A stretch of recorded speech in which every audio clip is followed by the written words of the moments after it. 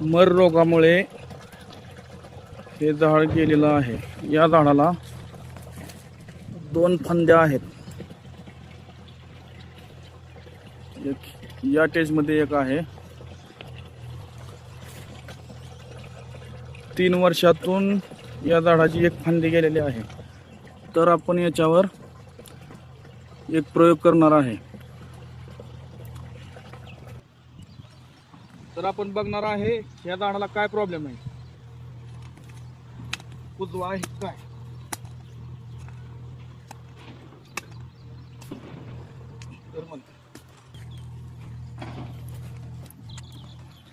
याच्यावर निमॅटोडच्या बी गाठी आहेत आणि मुळी पण बंद पडलेली आहे।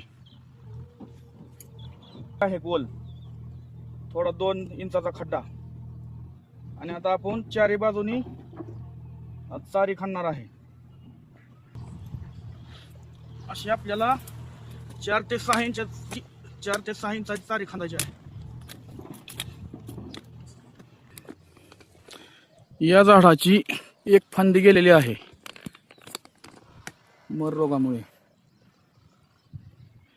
पाहू शकता आपण। आणि ही एक फांदी गेलेली आहे, एक चांगल्या व्यवस्थित आहे। तर आपण झाडाच्या चारी बाजूने अशी एक 5 ते 6 इंचाची चर घेतलेली आहे। आणि आता आपण याच्यामध्ये लेसेंटा, 22-3 आणि हमला ह्या 3 औषधाचं मिश्रण ओतणार आहे। त्याचं प्रमाण आणि पाणी किती घ्यायचं ते आता आपण बघू। आपण लेसेंटा 40 ग्रॅम घेतलेला आहे। 40 लिटर पाण्यासाठी 40 ग्रॅम लेसेंटा।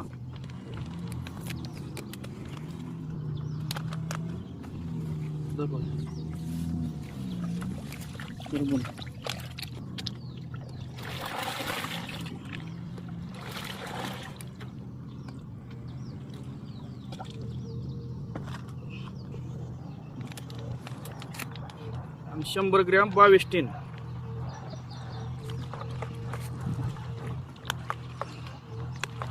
100 ग्रॅम घेतलेला आहे बरोबर। आणि हा आहे कोरोंडा कीटकनाशक, तो आपण 100 मिली घेणार आहे।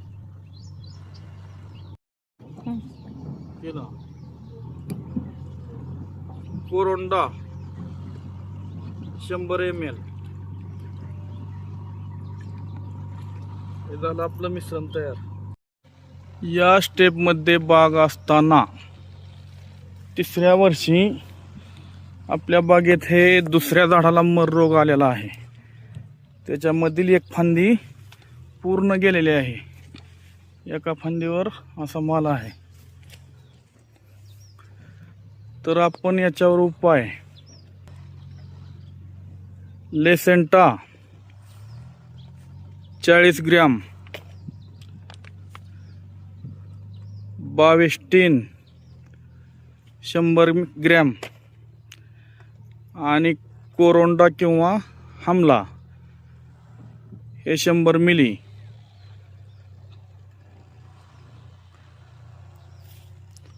असे आपण 40 लिटर पाणी बनवायचे आहे।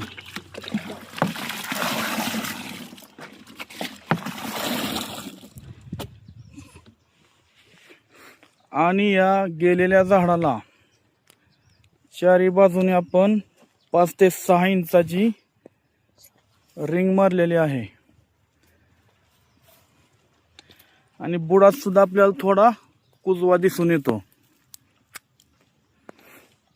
तर आपण आता कशा पद्धतीने वतायचंय, जे आपण द्रावण तयार केलेले आहे लेसेंटा, कोरोंडा आणि 22-3 टाकून, ते पाहू।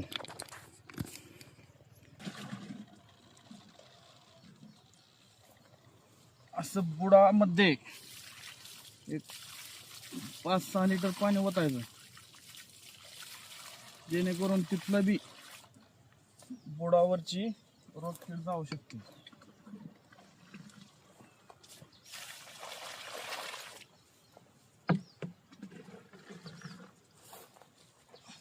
समान खोलीची रिंग घ्यायची आहे आपल्याला, जेणेकरून चारही बाजूनी पाणी समान मुरल्या जाईल. हे पाहू शकता आपण.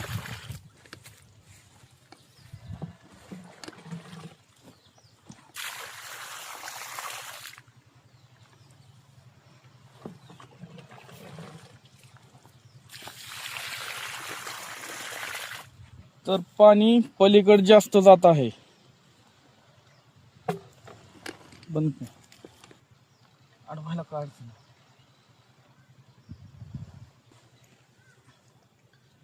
पलीकडे जास्त जात असल्यामुळे आता आपण थोडा बांध घालू, जेणेकरून पाणी चारही बाजूने समान मुरल्या जाईल.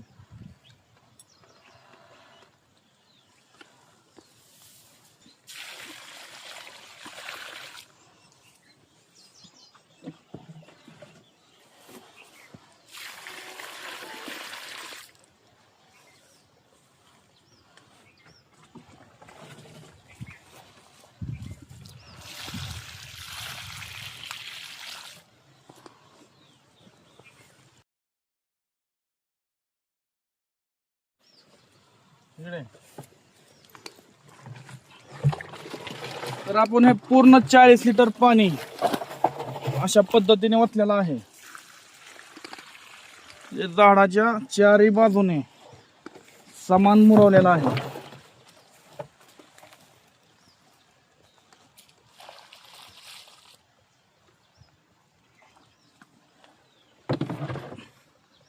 पडावर पण थोडं ओतलेलं आहे आपण.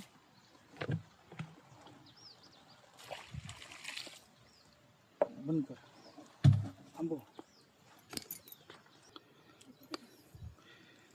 तर अशा पद्धतीने आपण ड्रिचिंग केलेली आहे आणि आपली बाग आहे 950 झाडे. त्याच्यामध्ये हे दुसऱ्या झाडाची एक फांदी गेलेली आहे आणि एक 15 दिवसापूर्वी एका झाडावर प्रयोग केला होता. ते पण झाड आता चांगलं फुटून आलेलं आहे.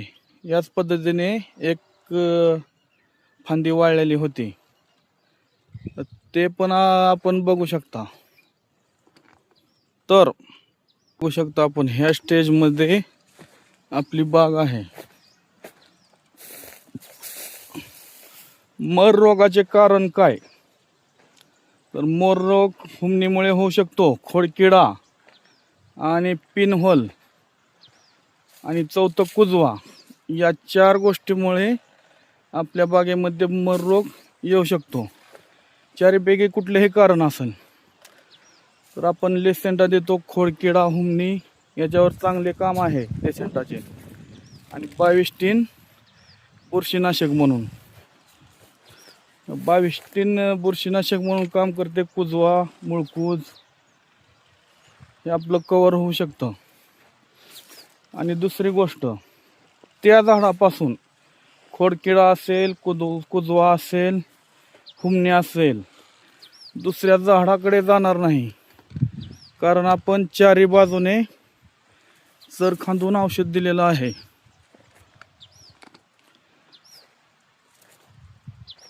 आणि जो हमला टाकलेला आहे तो कीटकनाशक म्हणून काम करतो आणि त्यांनी थोड्या गॅस तयार होण्यासाठी अजून चांगलं काम होऊ शकतं.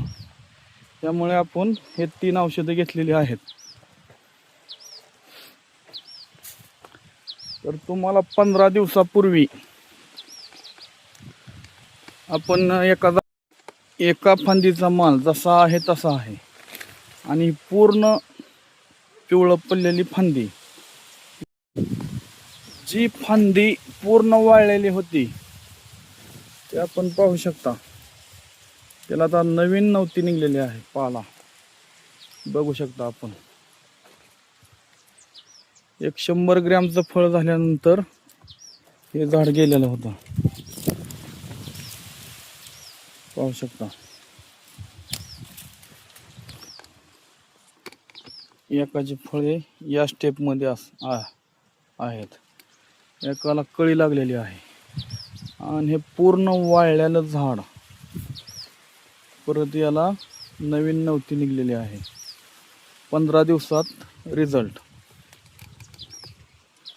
950 झाडामध्ये हे पहिलं झाड आणि जो आता आपण प्रयोग केलेला आहे ते दुसरं. तर एका झाडासाठी आपल्याला याचा खर्च जास्त येतो, पण आपलं एक झाड प्रत्येक वर्षी 2000 ते 5000 पर्यंत उत्पन्न देऊ शकतं. आणि पहिलं झाड जेव्हा मर रोगाचा प्रादुर्भाव पहिल्या झाडावर होईल तेव्हापासूनच आपण चालू करायचं आहे. ते पहिलं दाखवलेलं पहिलं आणि हे दुसरं आपण दोन्हीवर पण प्रयोग केलेला आहे. पहिलं पण आता चांगलं फुटलेलं आहे, त्याच्यामुळे याचा रिझल्ट आहे. तर आपण बागेवर सुरुवात झाली, एका झाडावर प्रादुर्भाव झाला की हे औषध आपण ओतून घ्यायचं आहे. 100% रिझल्ट मिळतो.